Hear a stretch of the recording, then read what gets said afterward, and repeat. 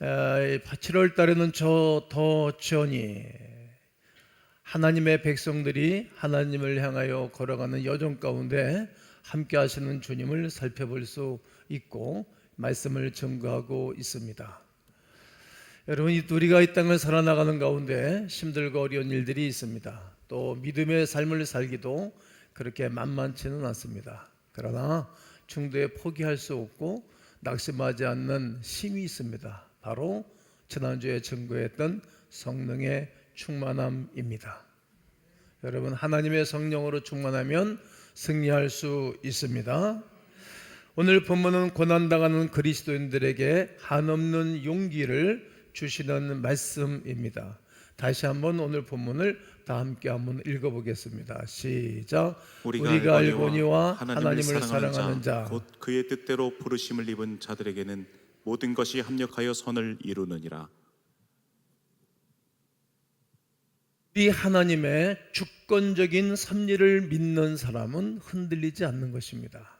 오늘 본문의 바울은 하나님의 내 인생 가운데 함께 하셔서 나를 섭리하고 인도하시는 것을 확신했습니다. 그러기에 흔들리거나 두려움 없이 이 땅을 살아갔습니다. 하나님께서 나의 인생 전부를 계획하셨다. 그리고 허락하신 것이다. 이렇게 고백한 것입니다. 그래서 견디기 힘든 환경도 감사와 찬송을 드리며 견디어냈고 범사에 감사한 것입니다. 그의 마음 중심에는 하나님의 섭리가 있음을 분명히 깨달았습니다. 이 신앙으로 탄식할 일이 있었지만 찬송으로 바꾸어 일평생을 살아갔던 것입니다. 이방 선교의 꿈이 좌절되는 것 같았고 옷이 찢기고 매를 하도 많이 맞아서 피투성이가 되고 옥에 갇히기도 여러 번 갇혔습니다. 그 가운데서도 바울과 실라가 찬송할 수 있었던 것은 이 진리를 굳게 붙잡았기 때문입니다. 바울은 하나님을 사랑하는 사람이었습니다. 또한 하나님의 뜻대로 부름받았기 때문에 고난도 당연히 받을 것으로 알고 모든 것을 수용하면서 이 땅을 살았습니다.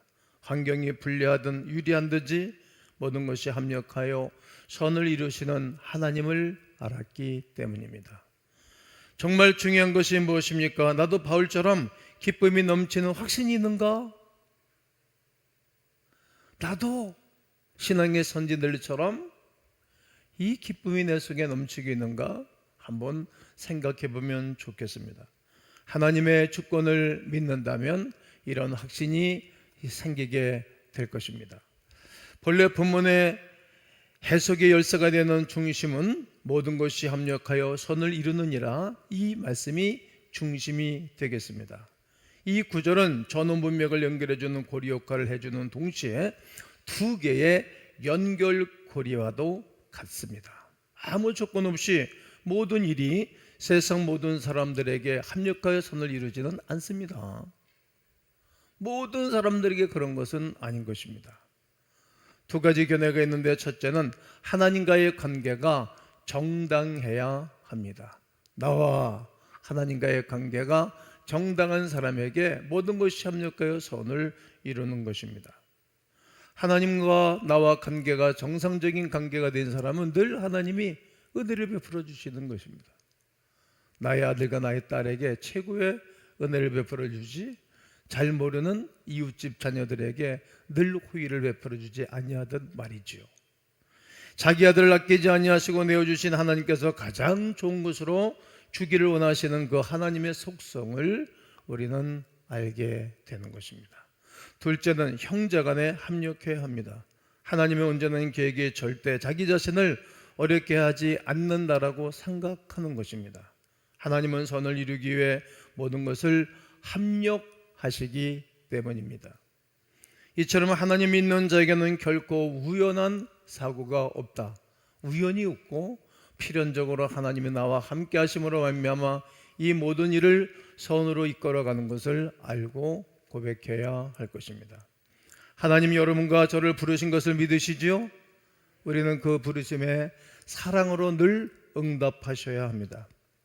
이런 사람들을 통하여 하나님은 자기의 뜻을 나타내 보이시는 것입니다. 로마서 8장 28절의 말씀은 하나님을 적대시하고 불순종하는 사람들에게는 유효하지 않습니다. 또 차갑고 거부하는 마음을 가진 사람들에게는 걸림돌이 되는 것입니다. 바울 시대는 고뇌되어 서로 특이한 반응을 보이는 4개의 학파들이 있었습니다. 그 첫 번째 학파는 에피쿠르스 학파는 쾌락주의자들입니다. 이들은 고난은 죄이기 때문에 철저하게 쾌락을 추구해야 된다는 거예요. 그러니까 저들의 삶은 혼잡스럽고 온전한 도덕성이 없는 사람들의 삶을 삽니다. 두 번째 학파는 견유학파, 운명론자입니다. 최악의 상황도 운명으로 받아들여야 된다고 주장하는 것입니다. 그렇다면 인간은 노력하면 안 되는 것입니까? 잘못된 학파들의 견해입니다. 세 번째는 스토아파는 금욕주의자입니다.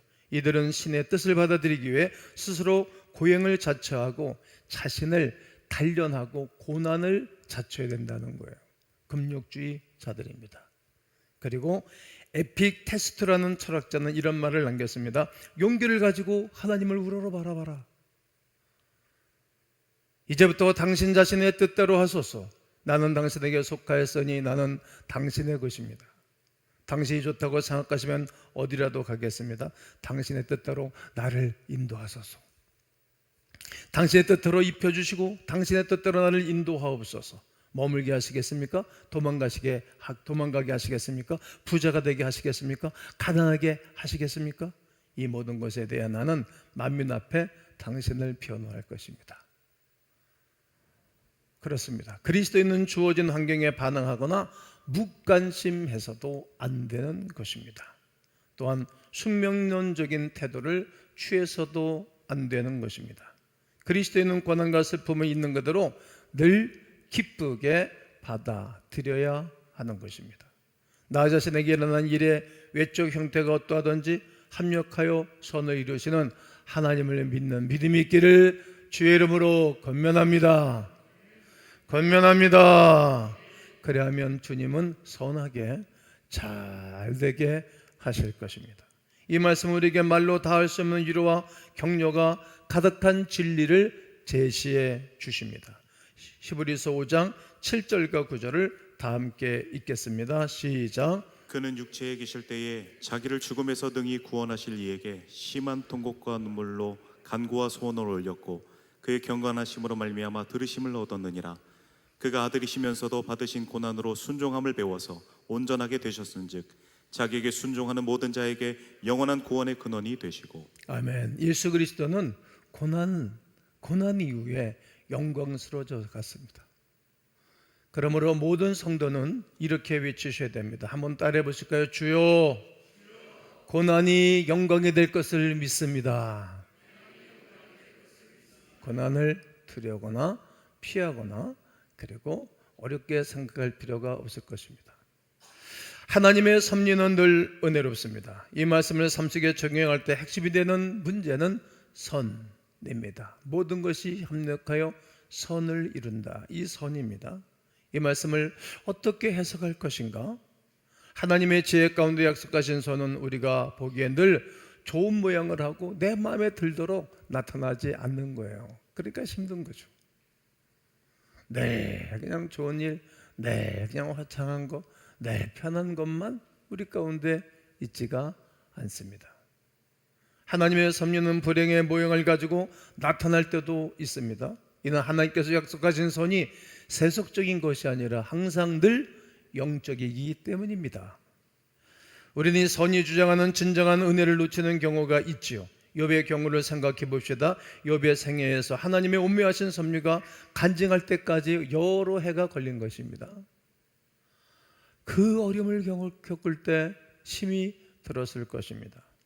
욥의 고난은 사단의 악의로 참소로 시작되온 것을 욥기서 1장에서 볼 수 있습니다. 그러나 욥은 운명론적인 관점으로 보지 않습니다.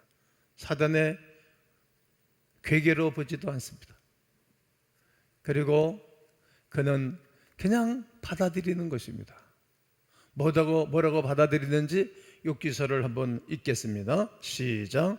이르되 내가 모태에서 알몸으로 나왔사온즉 또한 알몸이 그리로 돌아가올지라 주신 이도 여호와시요 거두신 이도 여호와시오니 여호와의 이름이 찬송을 받으실지니이다. 그렇습니다. 어머니 못해서 나는 알몸으로 나왔소. 그리고 그리로 돌아갈지어다. 다 떠나가는 거예요. 주신 이도 여호와시요 추하신 이도 여호와시오니 하나님이 나를 통해서 영광을 받으시게 해달라고 간구하는 것입니다.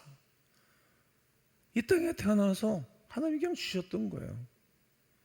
아내도 주셨고 남편도 주셨고 아이들 10자녀도 주셨고 재물도 주셨고 명예도 주셨고 권력도 다 주셨어요. 그럼 가져갈 수도 있는 거죠. 이것을 고백하니까 하나님 앞에서 그의 이끄심에 대해서 자유했던 것입니다.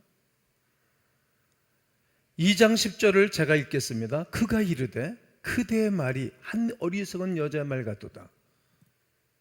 우리가 하나님께 복을 받았은즉 화도 받지 아니하겠느냐 하고 이 모든 일에 욥이 입술로 범죄하지 아니하니라. 아내를 제외한 10자녀 포함해서 그 많던 재물, 집 다 잃었어요. 불타서 제 가운데 있고 아내까지도 야, 너 그래도 하나님 믿을래? 하나님 저주하고 죽어. 그리고 도망가 버렸어요. 그런데도 욥은 어리석게 입술로 범죄하지 않았어요. 원망하지 않았어요. 왜 그러죠? 하나님이 주셨으니까. 하나님이 또 옮기셨으니까. 내 인생이 내 인생이 아니고 하나님의 인생이니까 하나님의 손으로 바꾸실 거야. 이것이 그의 믿음이었던 것입니다. 그 결과 욥은 갑절의 축복을 받을 수 있었습니다. 하나님은 나기에 가득 찬 사드의 도전을 욥의 신앙과 합력하여 선이 되게 하셨습니다. 하나님은 욥의 신앙에 손을 들어주셨어요. 욥의 믿음에 손을 들어주셨어요. 욥의 고백에 하나님은 감동을 받으셨어요. 이제 사단은 떠나가고 하나님의 축복이 그에게 임재했던 것입니다. 욥에게 신앙과 믿음을 주신 분이 누구이시기 때문에 하나님이시기 때문이었습니다. 나의 나된 것은 다 하나님의 은혜에 있던 것을 욥은 고백한 것입니다. 오늘 이 세대에 우리가 이 고백을 하면 힘을 얻을 수 있고 감사할 수 있습니다. 1812년 3월 20일 인도의 세람포에서 이 진리를 생생하게 보여준 화재 사건 하나가 일어납니다. 윌리엄 캐리입니다. 그의 동료들이 수십 년 동안 공들여서 만든 작품들이 엄청나게 원고를 써놓고 책을 인쇄할 계획이었는데 화재가 난 거예요. 다 타버렸어요. 성경도 번역하고 여러 개국으로 번역을 해서 출판만 남겨놨는데 화재가 난 거예요. 엄청난 손실이 있었습니다. 다 활자도 타고 그리고 남은 것은 인쇄기 하나만 남았다는 거예요. 얼마나 낙심이 됐겠습니까? 다 망한 거예요. 그때 윌리엄 캐리의 마음속에 하나님을 향한 확신이 생겼습니다. 따라해 보십시오. 하나님이 이 불행을 선으로 바꾸실 것이다. 그리고 이 일이 우리에게 유익이 될 것이다. 하나님이 이 불행을 선으로 바꿀 것이다. 그리고 우리가 이 일에 유익이 될 것이다. 간증이 될 것이라는 말이죠. 놀라운 고백을 하였습니다. 이 화재의 기운이 식기도 전에 캐리의 동료인 마시맨이 말했습니다. 재난은 하나님의 섭리를 나타내는 또 다른 길이 있다. 이것은 하나님 말씀에 대한 연단이다. 천국의 기둥을 확실하게 붙잡는 척경이다. 하나님을 사랑하는 자들에게는 모든 것이 합력하여 선을 이루게 된다. 그러므로 주 안에서 강건해야 한다. 하나님은 자기 손으로 이루신 일을 결코 버리지 않으시기 때문이다. 절망의 사절에 자리에 있던 캐리와 동료들은 하나님의 진리를 깨닫자마자 마음에 평화가 임재했던 것입니다. 마음의 변화와 함께 화재 소식이 끊임없이 신문을 통하여 다른 사람들을 통하여 전정방방곡곡에 퍼지고 모든 이웃 나라까지 유럽의 많은 나라까지 퍼지게 됩니다. 그리고 마침내 영국 교계도 알게 되었습니다. 절망은 이제 선교의 작은 불꽃이 되어 수많은 사람들이 선교에 가입하게 되는 것입니다. 모든 교회들이 함께 응원하기 시작했습니다. 이 사건은 오히려 캐리와 동료들에게 큰 명성을 가져다 주게 되었습니다. 많은 사람이 이들의 신앙에 깊은 감동을 보냈습니다. 캐리와 그 동료들은 많은 선교 후원을 받을 수 있게 되었습니다. 이렇게 하시는 하나님의 본심이 무엇입니까? 그냥 지켜주시면 되는데 왜 그렇게 화전할 때도 그냥 보고만 계셨을까? 그때는 우리는 모르는 것입니다. 지나고 나면 아는 것입니다. 왜 하나님이 우리를 지키신다고 말씀하시고 왜 사고를 지켜내지 않았을까? 왜 그러실까? 그 본심이 29절에 있는데 29절을 한번 읽겠습니다. 시작. 하나님이 미리 아신 자들을 또한 그 아들의 형상을 본받게 하기 위하여 미리 정하셨으니 이는 그로 많은 형제 중에서 맏아들이 되게 하려 하심이니라. 맏아들이 되게 하려 하심이라. 즉 그리스도를 본받게 하기 위한 것입니다. 그리스도를 본받게 하기 위한, 이것이 바로 선의 본질입니다. 그러므로 이렇게 한번 따라해 보실까요? 주님 닮기를 원합니다. 그리고 하나님의 섭리는 늘 능동적입니다. 하나님을 믿는 것은 고난을 축복으로 할렐루야, 어려움을 기회로 할렐루야, 비극을 승리로 할렐루야. 하나님의 섭리는 우리의 눈으로 분명하게 구별하기가 어렵습니다. 그리고 우리의 머리로 다 정리가 하기가 어렵습니다. 하나님께서 아무것도 행하지 않는 것처럼 보일 때도 있습니다. 인생에 풀 수 없는 문제를 놓고 묵상할 때 마음에 번민이 찾아올 때도 있습니다. 그러나 하나님은 만물이 침묵할 때 역동적으로 일하시는 분이세요. 우리가 포기할 때, 우리가 절규할 때 하나님은 일을 하기 시작하세요. 왜 그럴까? 우리가 하나님을 바라보니까, 하나님을 전적으로 의지하니까. 우리가 모든 일들을 당했을 때 내가 하려고 나서면 하나님 가만히 계세요. 늘 그래 오셨어요. 하나님께 맡겨드리고 겸손히 인간의 소리를 내지 아니하고 조용히 하나님 앞에 무릎을 꿇을 때 그분은 일하기 시작하셨어요. 솔로몬의 성전 건축을 하는 가운데 하나님이 하신 말씀이 있으세요.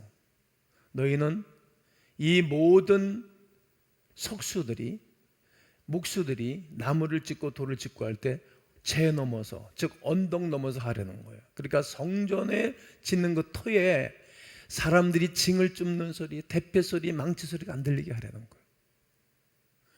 교회는 인간의 소리를 낼 때 아무런 주님이 역사를 하지 않았어요. 개인의 문제 속에 인간이 뭐라고 하려고 할 때 하나님은 가만히 계세요. 포기하고 조용히 하나님을 바라볼 때 하나님은 일하시는 것입니다. 내 삶에 하나님을 모시고 혼돈이 사라지고 질서가 드러날 때 하나님은 일하기 시작하는 것입니다. 아멘 해보세요. 그때까지 기다리는 것입니다. 그때까지 하나님을 바라보는 것입니다. 그때까지 기도하는 것입니다. 그때까지 하나님을 사모하시는 것입니다. 도저히 이해할 수 없는 상황이 닥친다 해도 또 그것은 하나님의 계획을 더 선하게 할 수 있는 기초가 되고 초석이 되는 것입니다. 최고의 선을 이룰 수 있는 하나님의 때가 왔다고 고백하면 되는 것입니다. 마지막은 하나님의 섭리는 늘 조화롭습니다. 오늘 본문 맨 뒷전에 보면 모든 것이 합력하여 선을 이루느니라. 모든 일에는 시작과 끝이 있지요. 계획을 했으면 실행할 때가 있고 열매가 있고 작품이 나올 때가 있습니다. 의사는 환자를 진찰하고 이것에 따라서 적당한 처방을 내리게 됩니다. 여러 가지 약을 이렇게 혼합해서 제조를 합니다. 제가 몇십 년 동안 가는 의사는 제가 가면 어디가 불편하세요? 목이 불편합니다. 장에 탈났어요. 그러면 이분이 조절을 해가지고 쭉 줘요. 두 번 다시 병원에 오지 않게 약을 조절해줘요. 좀 약밥이 좀 많아. 그러니까 내가 이렇게 물어보죠. 여기 약밥 많은데 괜찮아요? 죽기 하겠어요. 그런데 한 번 먹으면 그분에 가서 한 두 봉지 먹으면 3일치를 줘주거나 5일치를 줘주면은 두 번 정도 먹으면 나. 왜냐하면 약밥이 많으니까. 한 번 또 다시 오게 하질 않아. 내가 바쁜 거라니까. 근데 그렇지 않은 의사들이 있다는 거 또 찾아보야 수입이 되고 그러니까. 이 약 저 약 혼합돼서 이 약을로 말미암아 고쳐주고 보양을 해주는 거예요. 그걸 먹어야 빨리 회복을 하는 것입니다. 바클렌이 이 구절을 이렇게 설명했습니다. 우리는 하나님의 당신을 사랑하는 자를 위해 모든 것이 선하게 혼합하심을 안다. 우리 삶에서 요것 떼어놓고 요것 빼놓고 요것 따로 떼어놓으면 이해가 안 되는 일이 많아요. 또 인간관계도 이 사람은 내 옆에 없었으면 좋겠어, 이 사람만 있었으면 좋겠어, 이런 분만 있었으면 좋겠어. 그러면 이해가 안 돼. 그러면 온전한 사람이 되지를 못해요. 우리 옆에는 나를 괴롭히는 사람도 있는 거예요. 바울도 그랬는데 뭐. 우리 옆에는 좋은 사람도 있는 거예요. 우리 옆에는 게으른 사람도 있는 거예요. 우리 옆에는 부지런한 사람도 있는 거예요. 그런 모든 사람들과 함께 어우러져 공동체 생활을 하면서 우리가 변해가는 거예요. 변해가는 거예요. 나도 변하고 당신도 변하고 우리 모두가 변해가는 것입니다. 이것을 하나님이 섞으셔서 내놓으시면 선하다는 것을 알게 되는 것입니다. 지나고 나면 다 귀한 거예요. 최고의 선은, 최고의 대답은 모든 것의 위대한 의사이신 하나님이 올바른 처방을 내리실 때까지 우리가 해야 할 일이 있다면 기다리는 거예요. 마치 아브라함이 동투기 전부터 하나님 앞에 서서 기도하기를 시작했어요. 큰 기도 제목이 있었어요. 그리고 해질녘까지 표담없이 기다리셨어요. 그리고 그의 조카를 건져냈던 것입니다. 똑같습니다. 화가도 그림을 그릴 때 이것저것 스케치를 하고 이것저것 물감을 가지고 색칠을 하기 시작합니다. 그림 그리는 화가를 보고 있으면 좀 이해가 안 가는 부분이 있을 거예요. 저는 그림을 잘 그리지 못합니다만 아주 훌륭한 화가를 만난 적이 있어요. 그냥 이것저것 섞고 이것저것 도와서 나중에 작품을 만들어내는 것입니다. 아름다운 색채도 있어야 되고 칙칙한 색깔도 있어야 되고 어두운 빛깔을 내기도 해야 됩니다. 이 모든 것이 섞어서 아름다움을 만들어내는 것입니다. 여러분, 오늘 여러분은 어떤 일이 있으세요? 힘든 일이 있으시죠? 목회하다 보니까 어려움 당하는 교인들이 없으면 좋은데 있는데 어떻게 해요? 많이도 울어요. 또 힘들어하기도 해요. 또 만나서 교제하다 보면 같이 웃기도 하고 울기도 하고 마음 아파서 견딜 수 없어 하는 그런 이 분위기도 만들어내곤 합니다.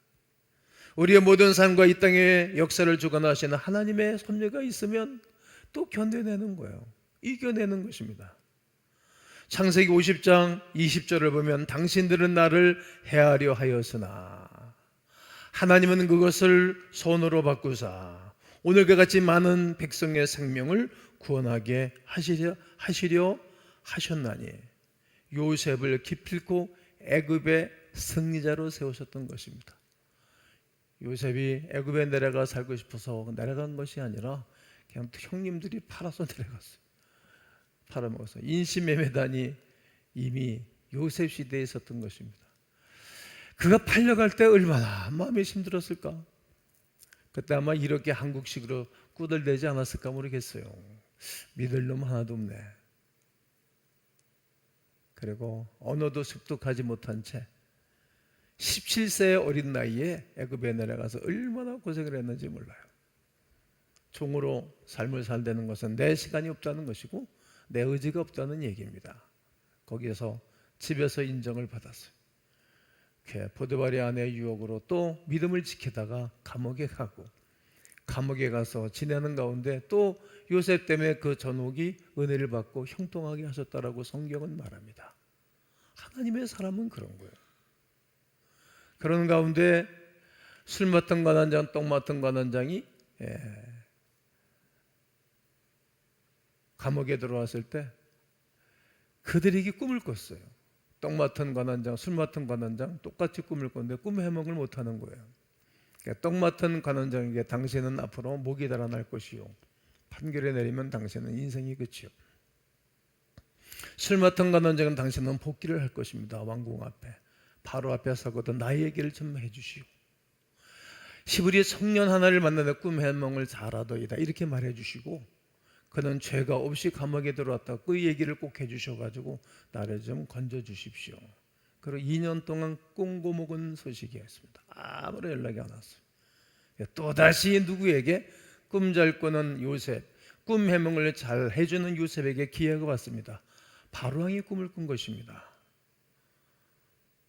풍년에 대한 꿈을 꿨고 흉년에 대한 꿈을 꿨는데 해몽을 못하는 거예요. 자기의 사람들, 고급 공무원들을 다 모아놓고 꿈 해몽을 요청했지만 해몽을 못하는 것입니다. 그때 생각나는 사람이 있었어요. 술 맡은 관원장이, 제가 감옥에 갔을 때 시부리 청년 하나가 있었는데 내 꿈을 해몽해 줬습니다. 꿈 잘 해몽해 주는 자를 내가 만났을 때 빨리 데리고 오라고 그가 다 설명을 했습니다.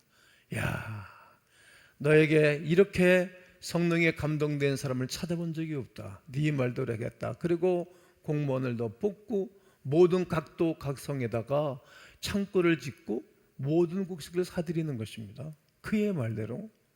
그리고 모든 나라가 흉년들어 먹을 것이 없을 때 애굽만 풍성했던 거예요. 한 사람, 기도하는 사람, 꿈의 사람, 믿음의 사람 한 사람이 이 역사를 이룬 거예요. 그리고 야곱집이 여전히 배가 부르고 먹을 것이 많이 있었다면 애굽에 안 내려갈 것인데 먹을 게 없으니까 아버지 야곱이 그러는 거야. 야, 너희들은 뭐하니? 애굽에 가면 먹을 것이 많다고 하더라. 빨리 가서 양식 구해오라고. 아들들을 내려다 보내고 그래서 재회를 되게 된 것입니다. 그때 만나게 됐어요. 이제 아버지가 돌아갔어요. 12에게로 돌아갔어요. 그때 형들이 이 말을 한 겁니다. 야, 큰일 났다 이제. 왜? 사람은 자기 방식으로 상대방을 보고 자기 방식으로 인생을 살아가요. 자기들이 동생을 죽였고 팔아먹고 죽였다고 아버지한테 거짓말을 했는데 이제 그 동생 앞에 섰으니 자기들을 죽일 것 같아. 자기들이 어려움을 줄 것 같아요. 그러니까 그 고백을 하는 거예요. 그때 요셉이 이야기를 한 거예요. 당신들은 나를 해하려고 나에게 이렇게 어려움을 줬지만 하나님이 그것을 선으로 바꾸셨다. 당신들 잘했어.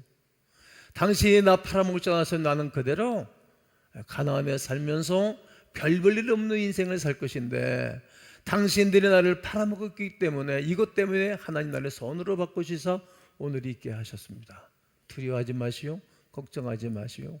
내가 당신들과 당신들의 자녀를 기르리이다. 이 창세기 50장은 이렇게 해피로 끝나는 거예요. 여러분, 우리의 삶 속에, 우리의 현장 속에 수없는 많은 일들이 있어요. 울고 있는 일들이 많이 있어요. 어려운 일들이 많이 있어요. 풀 수 없는, 상대성 이런 것 같이 그 누구도 풀 수 없는 어려운 문제들이 산적해 있어요. 그러나 두려워하지 않을 것이 있어요. 어떤 것입니까? 하나님은 그것을 선으로 바꾸시사 복이 되게 하실 줄로 믿습니다. 기필코 요셉을 내게 위해 승리자, 축복의 사람으로 세우듯이 이 고백이 그리스도 예수의 이름으로 난 여러분 가운데 임하게 되기를 주님의 이름으로 축원합니다.